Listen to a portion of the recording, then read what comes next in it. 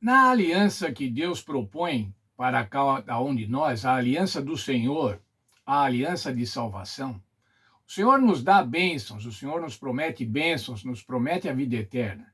Mas nós temos também uma responsabilidade. Lembram-se, é uma aliança bilateral. Qual é a nossa responsabilidade? É sermos fiéis, é sermos obedientes, é sermos leais.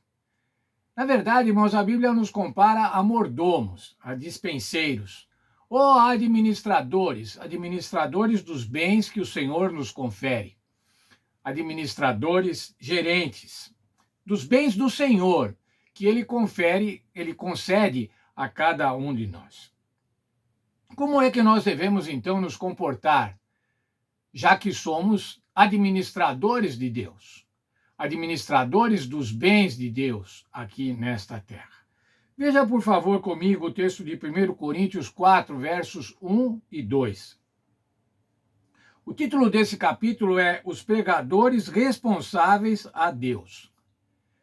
E veja lá como diz: assim, pois, importa que os homens nos considerem como ministros de Cristo e dispenseiros dos mistérios de Deus. Está falando dispenseiros do Evangelho. Ora, além disso, o que se requer dos dispenseiros é que cada um deles seja encontrado fiel. Nós devemos fidelidade a Deus, irmãos, com relação ao tempo que Ele nos dá. Como empregamos o nosso tempo, o tempo que temos. Como cuidamos do nosso corpo, o nosso corpo que é o templo do Espírito Santo. Como cuidamos dele? Como cuidamos e como empregamos os nossos talentos, as nossas habilidades? Empregamos para o reino de Deus ou empregamos egoisticamente, somente para os nossos desejos e as nossas necessidades? Como nós administramos a nossa influência? Temos influenciado para o bem ou temos influenciado para o mal?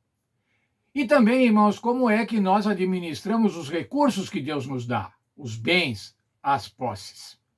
O que é, então, fidelidade nos dízimos? Nossa lição aponta, irmãos, a fidelidade para os dízimos. Primeiro, a quantia indicada. Nós devemos ser fiéis na quantia. O Senhor requer 10% das nossas rendas.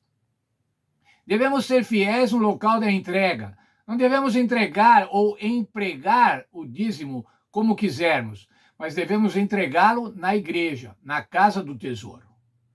Mas ainda, qual é o princípio dos dízimos? É honrar a Deus. Honrar a Deus e depositar nele a nossa confiança. Depois recebermos as bênçãos. Devemos dar a ele as primícias, a primeira parte da nossa renda. E qual é outro princípio ainda, irmãos, sobre o dízimo, sobre a fidelidade? É o propósito certo. Ele deve ser empregado com o propósito certo, que é pagar os salários daqueles que pregam o Evangelho. Os primeiros itens que falamos, irmãos, quantia, local e princípio, dependem de cada um de nós, de cada ofertante, de cada dizimista. E o quarto, ou seja, o emprego desses recursos, depende da administração da igreja, dos administradores da casa do tesouro. A lição deste dia, irmãos, diz que nós vamos ser chamados para prestar contas. E aponta a parábola dos talentos, lá de Mateus 25, 14 a 30, que eu recomendo que os irmãos leiam com cuidado, depois com vagar. Mateus 25, 14 a 30. Mas veja, irmãos, no verso 21, diz qual é a recompensa daqueles que são fiéis, daqueles que se encontraram fiéis, que aplicaram bem os talentos. Porque a parábola mostra isso, a aplicação dos talentos.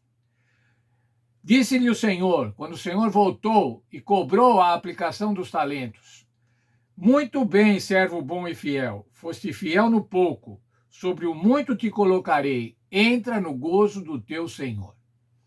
O que é que essa parábola estava mostrando, irmãos? Aqueles que foram fiéis, aqueles que foram dispenseiros, gerentes fiéis, que administraram sabiamente os recursos que o Senhor havia deixado, esses vão entrar no gozo do Senhor. Isso quer dizer, irmãos, vão entrar na vida eterna. Quero ler um texto da nossa lição para concluir. Tragam todos os dízimos à casa do tesouro. Malaquias 3:10.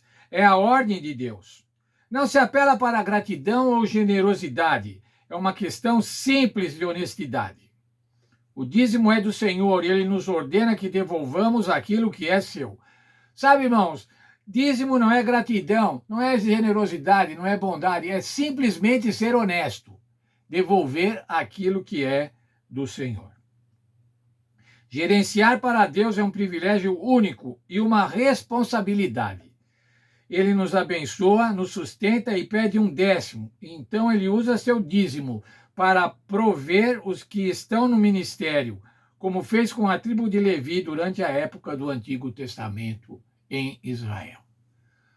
O Senhor quer os nossos dízimos, irmãos, para financiar o evangelho da salvação.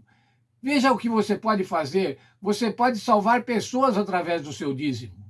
Você faz isso efetivamente, porque o dinheiro dos dízimos que você entrega fielmente na igreja e é administrado pela igreja, ele financia os pastores, ele paga os pastores, ele manda pastores para pregar o evangelho em todos os lugares e dessa maneira os teus dízimos, o meu dízimo, está ajudando a salvar pessoas. Que o Senhor nos abençoe, irmãos, e que a gente sinta muito prazer em devolver o dízimo. Que a gente sinta alegria realmente e que a gente um dia escute do Senhor Jesus: entra no gozo do teu Senhor. Deus abençoe a todos nós.